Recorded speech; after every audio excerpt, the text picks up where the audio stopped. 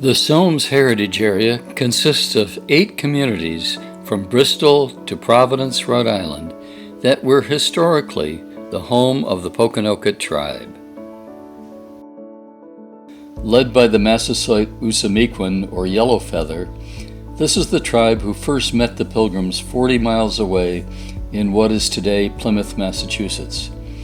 But while most are familiar with that story, the earliest and most important events of the 17th century took place here between Bristol and Providence.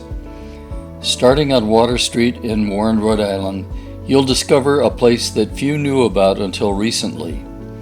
Here on the western edge of Burrs Hill Park, you will find an historic marker that describes the Royal Pokanoket burial ground where, beginning in the 16th century, native occupants of this area buried their dead along with the objects they would take to the next world. One of them was the great leader Usamiquan, the Massasoit of the tribe, who welcomed the Pilgrims in 1621, struck a mutual protection treaty with them, and ensured the survival of the first permanent English settlement in today's New England. In this tranquil setting in 1913, amateur archaeologist Charles Carr dug up 42 grave sites, fearing that an excavation in a nearby gravel pit would soon destroy hundreds of the ancient artifacts that he found buried there. Today you will find a monument to Usamiquan, whose treaty with the English settlers held for 54 years, and who continues to be revered by his descendants to this day. Not far from the burial ground, you will also discover the remains of a well dug by one of the Plymouth settlers who came to Swansea, now Warren, to farm in 1653. Hugh Cole became friends with Usamiquan, and his son Metacomet, who succeeded him after his death in 1662.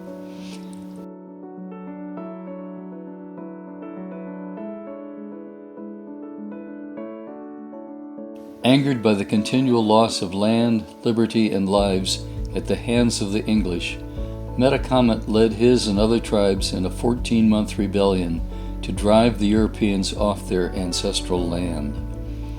Warned by Metacomet that his farm would soon be burned, Cole escaped to Portsmouth, only to return the next year to establish a new farm on the river, where today one can see the well that he dug. Not far from there, the graves of some of the colonial soldiers who fought in the war can be found in the cemetery on Serpentine Road. The remains of the Pokanoket warriors who also died in the war, however, cannot be found. After the war, the Pokanoket warriors and their families were forcibly removed from the land where they had lived for 10,000 years. Another important site can be found along Market Street, just over the Swansea, Massachusetts border. Here you will see a large boulder perched on a bedrock outcropping along the road. While archaeologists will not confirm it, the rock sits at a ceremonial location known as Sowams Knoll. Here gatherings were held not far from the winter settlement, where Roger Williams was sheltered by Usamiquan in 1636 after his exile from Salem. Hidden by overgrowth, one can make out King's Rock, likely named for King Philip, the name given to Metacomet by the English. On this rock, it is said that native women ground their corn along a groove that one can see on the rock today.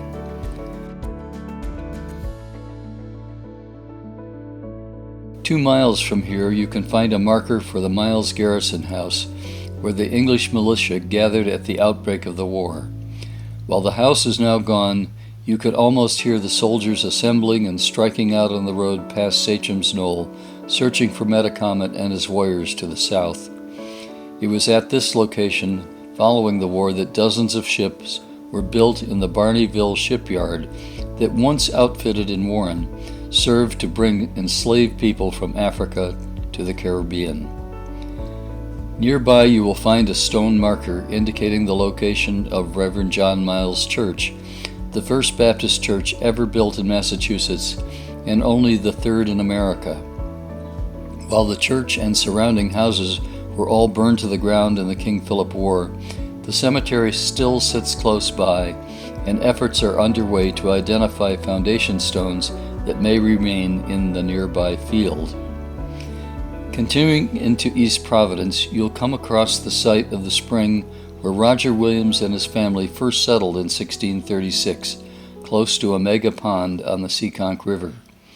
He remained here for only 2 months before Pilgrim Edward Winslow told him he was still in Plymouth Colony and would have to cross the river if he wanted to settle and start the town that became Providence.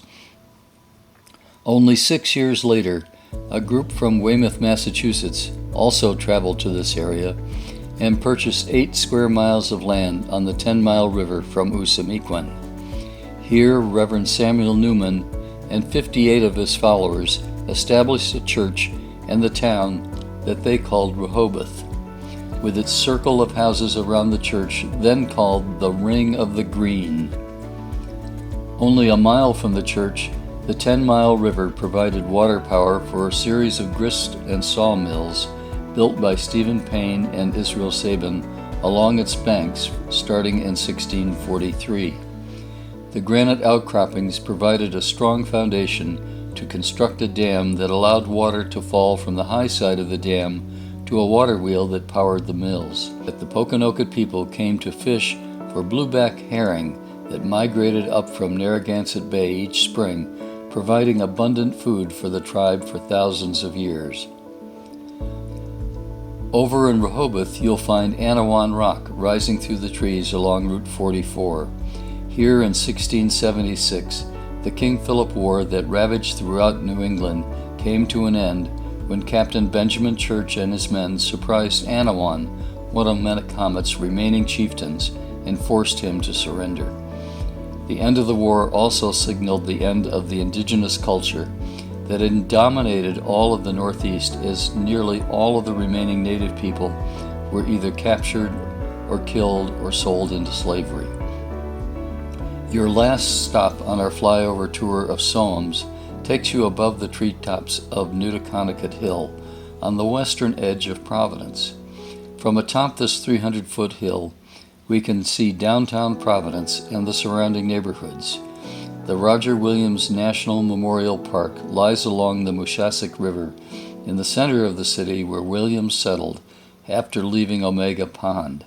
The Stephen Hopkins House from 1714, and the site of the Weybosset Bridge, where Williams served as toll taker in the late 1600s. From here we can look back not just on Providence, but on all of Sowams, as did Usamequin when he met here with the leaders of the Narragansetts, the Nipmunks, and the Massachusetts tribes. Today, his descendants have returned to this area, where they continue to serve as stewards of the land and waterways of Rhode Island and Massachusetts that is known as Sowams. We invite you to explore these and many other sites in this heritage area described on our website and in our maps.